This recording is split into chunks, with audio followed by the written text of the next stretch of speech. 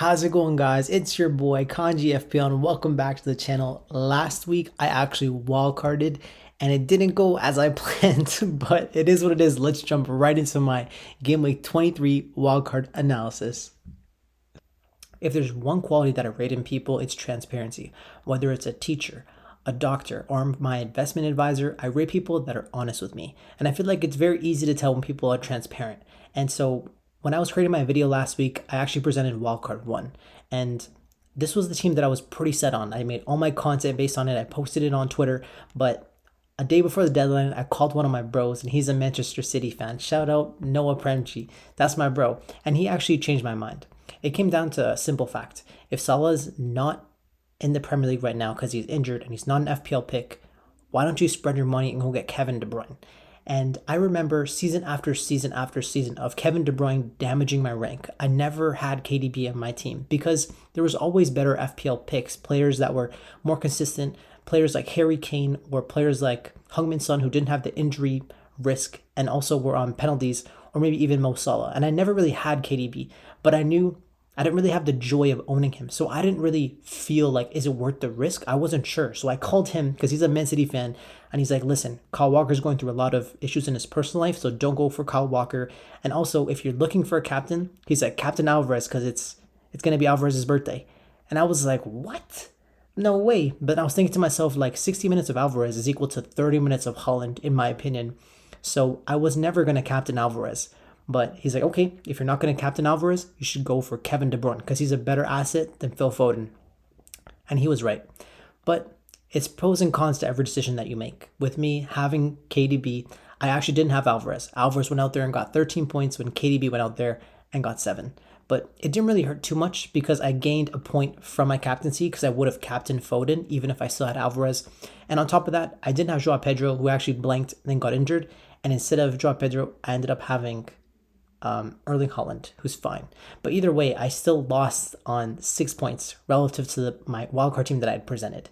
And it's annoying, but Joao Pedro getting injured and potentially missing the game next week, that actually would have set me back in terms of a transfer because I actually had Huang Hee-Chan on my bench, who I want for the long term, but he's not going to play next week. So I would have had to use that transfer on Joao Pedro, probably gone to somebody like Solanke, which isn't that bad of a transfer, but it's not something I would have wanted to do right now. So I'm happy with the way that my team is set up right now, given the fact that I have triple Man City attack and I have double Liverpool attack as well. Like when I think about those core 5 players, those are the types of players that I want to have when Salah's not in the team. Because think about it, Jota and Darwin have the most XG in terms of just clinical finishing. The chances always fall to them.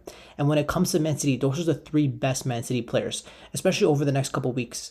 Haaland will be almost 150% EO this week. And honestly, I think he's probably one of the best differentials to own right now.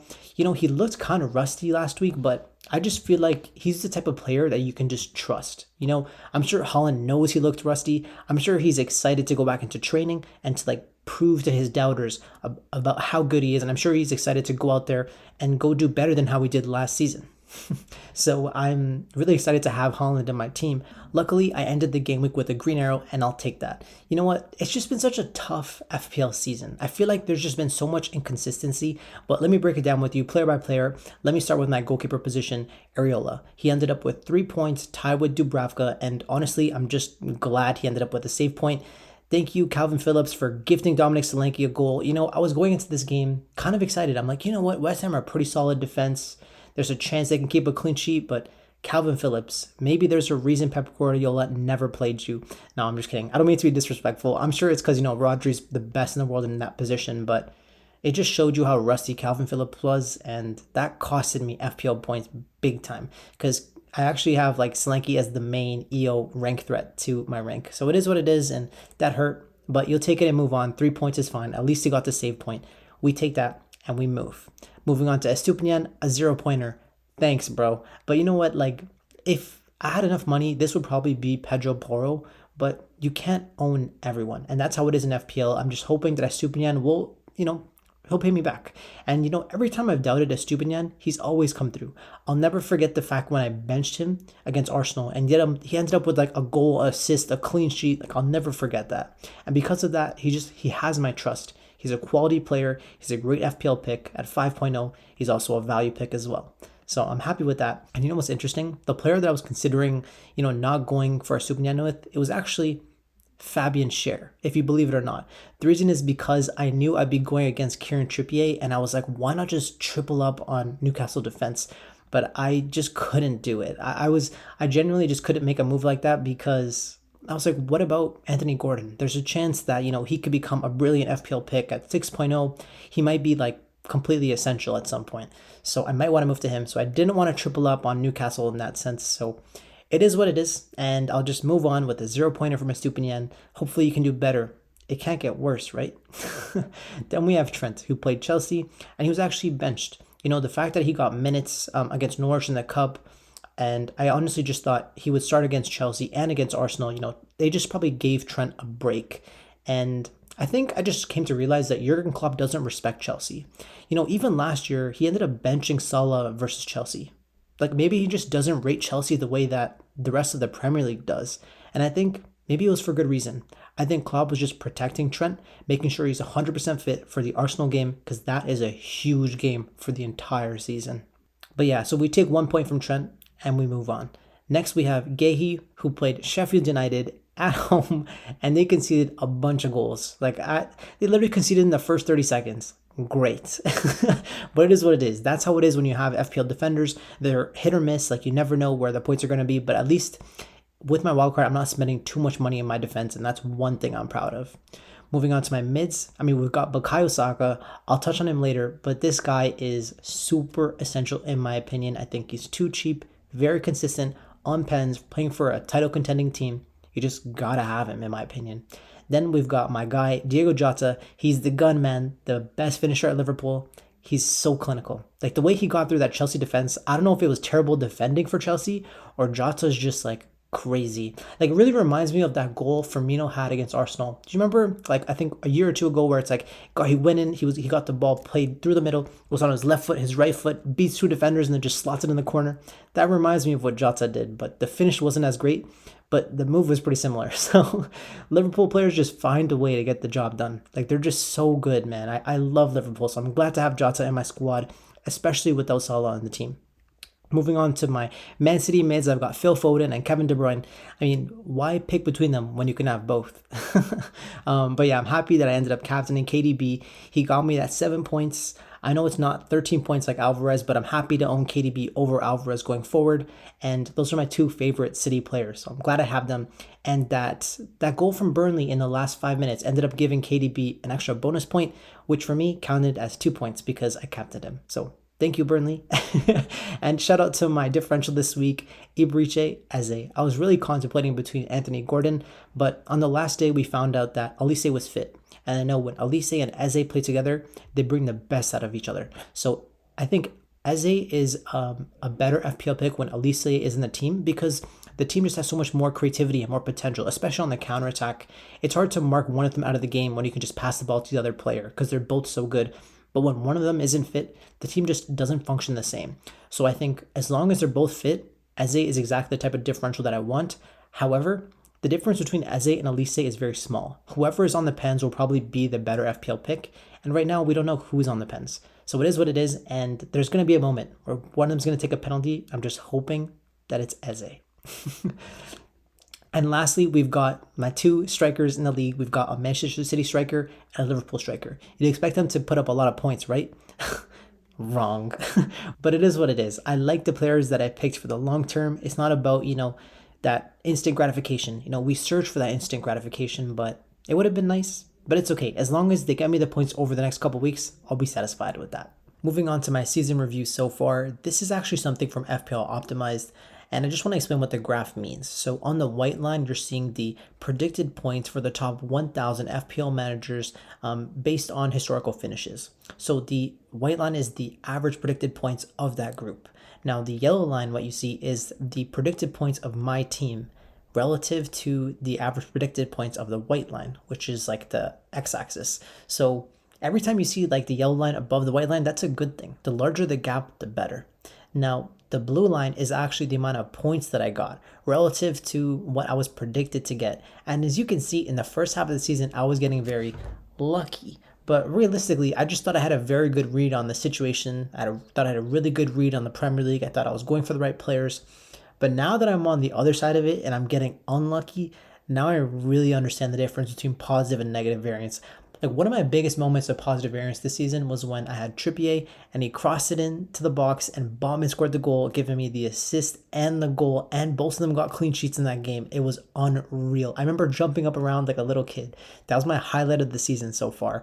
But since that peak, it's all been kind of like lowlights. There's not really highlights. Like I feel like just been getting so unlucky recently, like week after week. Even when I'm getting a green arrow, it's like the smallest green arrow.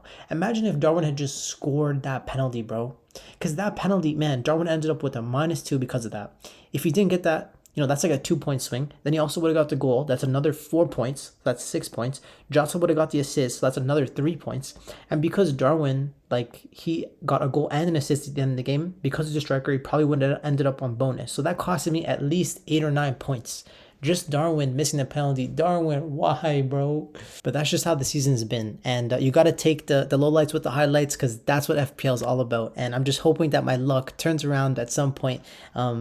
And hopefully I'm still getting the luck when these players are differential so I can climb the ranks, But yeah, it's been a pretty tough last couple weeks. It's one of the reasons that I wildcarded, but at least when the negative variance is coming my way, it's coming from my Liverpool players so I can stomach it, So at least there's like happiness and excitement going into the game weeks. There is one player in particular I want to take a deep dive into. In fact, there's two. The first one is going to be Starboy Saka.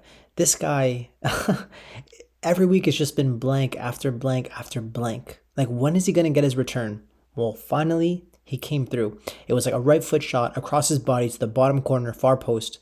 Classic. Great finish. This is the Bukayo Saka that I know. He's a clinical finisher.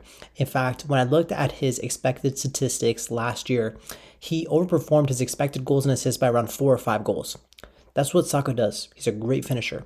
In fact, the problem with Arsenal is that they don't create enough for Saka. They rely on Saka to be the finisher and the creator. I feel like there's too much reliance on him. The thing is, it's okay with a team like Liverpool where there's creativity coming from everywhere. Like, think about the link up between Trent and Mo Salah. Like, it's great. But when I look at Arsenal, I just see Saka and maybe Odegaard here and there. But even he's not been as great as he was last season. So I feel like there's just too much reliance on Saka. And that's the problem with him, is that he can often just get doubled up and his job is just to pass the ball into Odegaard, who'll whip it back post Martinelli, he'll get the goal. And sometimes Saka won't get the returns. I mean, that's what happens. Like last week, 5 goals with no returns. And that's the thing with Saka, is he'll honestly just be so wide. So I can understand why an Arsenal fan like Adam Rajani, my bro, could sell Bukayo. But honestly, how can you live with this decision? Like, Saka is the star boy at Arsenal. He's priced at 8.5. At this point, he's 9.1. So for me, he's worth 8.8. Can you find somebody that's going to give you as many points in your team? That's 8.8. Maybe Madison. But apart from that, no one else in FPL really stands out to me. The thing is, Adam did sell him for Diego Jota, and Jota's in form. But I just think losing Bukayo Saka, he's not the type of player you want to bet against. I mean, he's consistent, plays 90 minutes on penalties, and he's playing for a team that's going to be vying to win the title. And if they ever get there, it's probably like maybe a 5 to 10% chance they win the title this year. But if they do, it's going to be on the back of this boy, the star boy, Bukayo Saka. He's essential. I wanted to look at Bukayo Saka's performance so far this season. So if we look at this point last year, he had an XGI of 9.2. At this point this season, he has an XGI of 14.0. So we know how Saka overperformed his XGI last year. I don't know if Saka was lucky or if he's just an elite finisher, similar to the likes of James Maddison or Heung-min Son, who are consistently overperforming their statistics. In fact, when the season started, I really contemplated going against Bukayo Saka. But when I thought about the risk and the fact he was on penalties for Arsenal, there's no way I was going to do it. But I was just hoping that Saka would improve his underlying statistics, and he did. This is a type of analysis that when you see it, it just makes me want to stay with Bukayo, never sell him, keep the faith, because I think at this point, at that price, it's hard to find somebody better. But shout out to my boy Adam. I'm actually going to be meeting him this weekend. We're going to be watching the Arsenal-Liverpool game. And I'm a Liverpool fan and I'm going to own Saka. And he's an Arsenal fan and doesn't even have Saka. Fake fan alert. But it's all good. Can't wait for this weekend. This game is going to be huge. Moving on to my second differential that I really want to talk about. Darwin Nunez. I think he's going to go down as one of the most frustrating players of the season, but he probably has a higher ceiling than anyone else in the game. In fact, I think he's the best differential to own right now. When you think about Darwin, he has XGI per game higher than any other player in the league apart from Salah and Holland. And while Salah is away, I just assumed Darwin was going to be on the penalties, and I was proven correct this week, but it didn't work out in my favor. Thanks, Darwin. But it's one of those things where he just puts up such strong XGI. If we look per game, 1.74 XGI, 1.3, 2.3, that is massive. He is getting big chance after big chance after big chance. There's no way a player can just be this unlucky. The thing with Darwin is that his game was incredible. He took 11 shots, he hit the post 4 times, he missed a penalty, he got an assist, he got a yellow card, and he ended up on 2 points. I'll be telling my kids the guy just played 90 minutes. I hope he stays a differential, especially throughout the double game week. That is going to be the guy that has the highest ceiling, especially given the fact that even if Salah comes back, his minutes will be managed. I don't think he'll be risked that much between Burnley, Luton, and Brentford. So I just think Darwin is the exact type of player that I want. I'm happy that I wildcarded him in. I'm just annoyed that he missed the freaking penalty. And you know, when he missed the pen, if you look at the top right, you'll see my boys are clowning me in the group chat. They're all laughing and I'm over here heartbroken. My mom's sending me memes about, like someone on like their deathbed ready to get shot and the guy's telling them to let Darwin Nunez take the shot. Like, so annoying. But listen, the reason why I have Darwin in my squad, he's been frustrating, but I'm assuming Liverpool are going to get a double game week in 25. And I think we have the first crumb of an official announcement that may come soon. This is actually from FPL Flat White, and he found that Liverpool have blocked all the stadium tours on February 21st. And that's actually during game week 25. So this has given me that confirmation bias, similar to what James from Planet FPL and Ben Crellin have been talking about, a Liverpool double game week in 25. This is why Darwin is in my team. I cannot wait for this double game week to get some Darwin returns. Hopefully, I've owned him for at least 5 or 6 weeks this year, and I think I only have 1 or 2 returns. I've gotten at least a couple yellow cards. He's such a frustrating FPL asset, but the potential is huge. I was actually reading a statistic that if he didn't hit the post and he had just finished all of those chances, he'd be leading the Golden Boot race by 5 goals. That's mad. Darwin gets a bunch of chances. His luck's going to turn and he's going to end up with a hat trick. Would it surprise you if Darwin scored 4 or 5 goals in a double game week?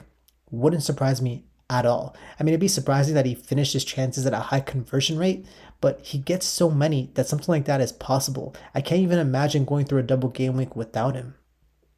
So that's it, guys. That is my Game Week 23 analysis. And I'm going to be 100% transparent with you guys.